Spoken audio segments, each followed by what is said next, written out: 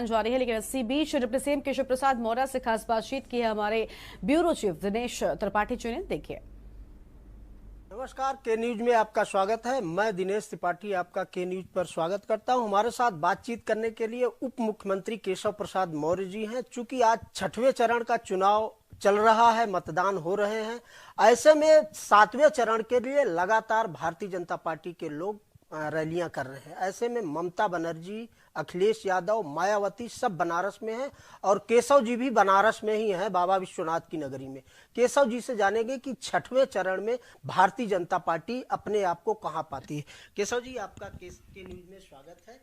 6वें चरण का मतदान चल रहा है, भारतीय जनता पार्टी को कहां देख रहे हैं? सबसे पहले तो मैं के न्यूज के माध्यम से 6वें चरण के सभी मतदाताओं से बहुत आग्रहपूर्वक ही अपील करता हूं, घरों से निकलिए, अपने मताधिकार का प्रयोग करिए। यह लोकतंत्र में आपको सबसे बड़ी ताकत जो संविधान के माध्यम से मिली है, उस ताकत का ही इस्तेमाल करके आप जैसी सरकार चाहते हो वैसी चुन पाते हो। इसलिए घर से निकल करके लोग वोट डालें।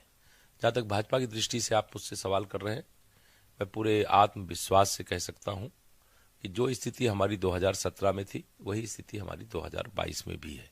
हम बहुत बड़ी विजय की ओर जनता के आशीर्वाद से, कार्यकर्ताओं के परिश्रम से, डबल इंजन की केंद्र में माननीय नरेंद्र मोदी जी, प्रदेश में आदरणीय योगी जी के नेतृत्व वाली सरकार के माध्यम से जो जनता की शानदार ढंग से सेवा की है, सभी क्षेत्रों में एक तरह से कहीं बहुमुखी विकास, चहुमुखी विकास जो हम लोगों ने किया है, उसका सीधा लाभ भारतीय जनता पार्टी को मिल रहा है, कमल के फूल को मिल रहा है, भाजपा गठबंधन के प्रत्याशियों को मिल रहा है।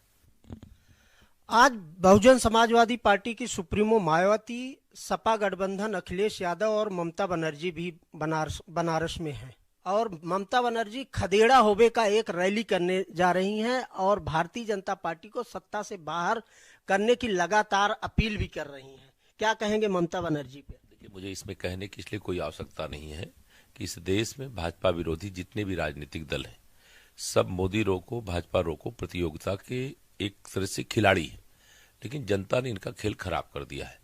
अब यह चाहे जैसी रैली कर ले, रैला कर ले, चाहे जैसे बयान दे दें, चाहे जैसे कार्यक्रम आयोजित कर लें, और सारे विरोधी मिल करके भी भाजपा के विजय रथ को, माननीय मोदी जी के विजय रथ को, कमल के फूल के विजय रथ को यह रोक नहीं पाएंगे।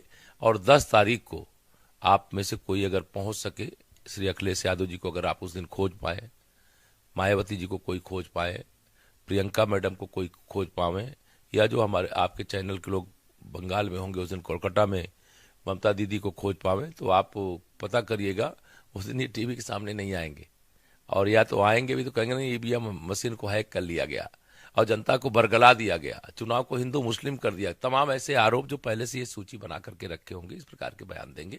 जनता भाजपा के साथ है और सुशासन के साथ और विकास के साथ है। वाराणसी में पिछली बार सारी की सारी सीटें भारतीय जनता पार्टी ने जीती थी। इस बार अखिलेश यादव कह रहे हैं भारतीय जनता पार्टी बनारस से पीएम मोदी के संसदीय क्षेत्र से पूरी तरह से बाहर होगी। पहले श्री अखिलेश यादव जी करहल जीत लें, फिर माननीय प्रधानमंत्री जी के संसदीय क्षेत्र की बात करेंगे। हम वाराणसी की सभी सीटें जीतेंगे, पास पड़ोस के जिलों की सभी सीटें जीतेंगे, और समाजवादी पार्टी का तो कोई खाता खुलता हुआ नजर नहीं आ रहा है। भारतीय जनता पार्टी बहुत बड़ी विजय की ओर आगे बढ़ रही है। श्री अखिलेश यादव जी तो अहंकार के आकाश में ऐसे बैठे हुए, उनको कुछ जमीन दिखाई नहीं दे रही है, उनको आकाश भुनगा नजर आ रहा है।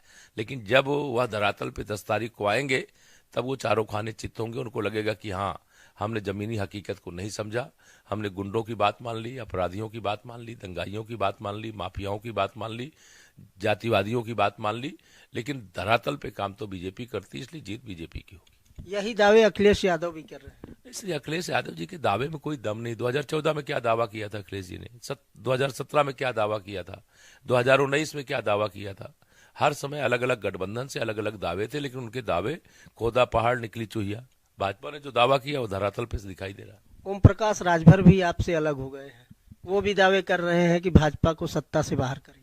उनकी वो 2019 में आप उनका बयान ध्यान नहीं देते हो। उन्होंने 2019 में भी कहा था पूर्वांचल में बीजेपी का खाता नहीं खुलने देंगे। वो स्वयं कहीं जमानत नहीं बचा पाए थे 2019 में। भाजपा को का ऋणी रहना चाहिए उनको जीवन भर कि 30 साल की राजनीति में विधानसभा का मुंह देख पाए भाजपा से गठबंधन के कारण। अन्यथा न भाजपा विधायक बन पाते और न मंत्री बन पाते और न भविष्य में बन पाएंगे। जिन चरणों में आज मतदान, छठवें चरण में जिन सीटों पर मतदान हो रहा है वहां समाजवादी पार्टी गठबंधन कर रही है। भारतीय जनता पार्टी की यहां खाता नहीं खुलेगी, केवल गोरखपुर को छोड़ के। आप चिंता मत करिए, मतलब ना घोड़ा दूर है ना मैदान दूर है। अभी तो आप सवाल करोगे, मैं उसका जवाब दूंगा, लेकिन मैं ये कह सकता हूं सपा बसपा कांग्रेस का सुपड़ा साफ है। 10 तारीख को रिजल्ट आने के बाद आप भी विश्वास करोगे दिनेश जी, या जो हमारे विपक्षी साथी लोग हैं यह भी विश्वास करेंगे कि नहीं, हमसे बड़ा धोखा हो गया, मोदी जी का जादू बहुत गहरा है, उस जादू की काट हमारे पास नहीं।